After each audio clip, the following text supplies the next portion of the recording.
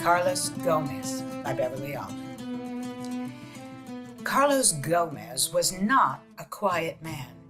The silence that filled his life lay heavy on his head from morning till night. He lived alone in a small lean-to built to house a simple peasant whose job it was to tend the sugarcane fields. Most days he saw no one. He did not even have the company of the crows that grazed a few fields away. And for all of his labors, he was paid only in food and a straw bed. Each morning he rose at dawn and hurried down to the watering hole where dozens of crows gathered to drink, and as Carlos imagined, warn each other of the whereabouts of the hawks and vultures that might be in the mood to attack them. Carlos stood motionless as the crows circled around him, their loud cries filling his ears with the noise he so passionately needed. He had come to this quiet work over a year ago when his parents were both killed fighting with Zapata to save the land against the owners who controlled the water resources for the sugarcane fields.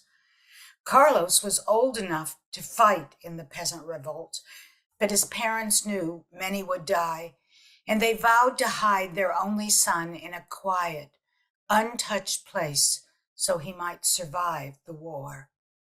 Now each morning Carlos came to the crows, and they in turn came to him. At first they lighted near his feet, but after a month or so they began perching on his outstretched arms, crowing loudly in his ears, cawing. He knew that they recognized him, and he imagined that they looked as forward as he did to seeing them each morning. Others saw the abundance of crows as pests to be shooed away at best, or shot at worst. Carlos, only 18 years old, was resigned to his destiny. He would live out his life here alone, with quiet as his furious enemy. All that changed one morning with a call from outside that woke him. Zapata, the man said, needed him and every peasant to fight if they were to save their state of Morales. It took Carlos all of 5 minutes to gather his few belongings and follow this stranger to the welcome noise of the battle. He knew there would be voices all around him and the sound of guns. He had feared the silence of his life more than he feared death. Guerrilla warfare, the little war, raged throughout Morales, and Carlos was happy to find himself in the middle of it. The day he was given a gun, he fired into the air just to hear the bang it created. At last, his life was full of noise. Along with several other peasants, he was taught to aim and fire and fight, but never once did he think about the results of his training.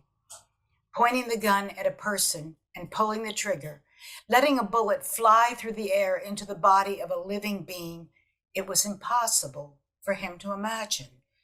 He thought only of the farmers who shot at the crows. Killing anything was beyond his ability. And so it was that when it came to his first real battle, he found he could not fire into the body of the man who was about to strike him down. The man knocked the gun from Carlos's hand and threw him to the ground. He then picked up Carlos's own gun and held it to his head. Carlos was not afraid. He knew the last thing he would hear would be a loud noise, and his quiet life would be over.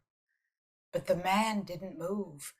Like Carlos, he did not want to let a bullet sink into the body of this young man. Instead, he took a rope and he tied it around Carlos's waist and dragged him to a tree. He tossed the end of the rope over a branch and left Carlos hanging by his wrist and his waist. His hands so tightly bound he could not free himself. Had his enemy decided that this was a better way to let him die than to shoot him? Carlos hung in the air all night and through the day. The hunger and the cold didn't bother him, but his real enemy was back. Silence. The battle had moved away, and he could hear nothing now, not even the wind. As the sun rose, he thought he saw a black shadow across the sky, and then another.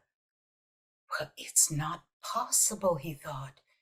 He was miles from the watering hole. And then another, and another. Crows filled the sky, their black wings blocking out the sun. Slowly, they descended, circling him, filling the air with their calls. The quiet was shattered, and his heart was filled with joy. He would die among his friends.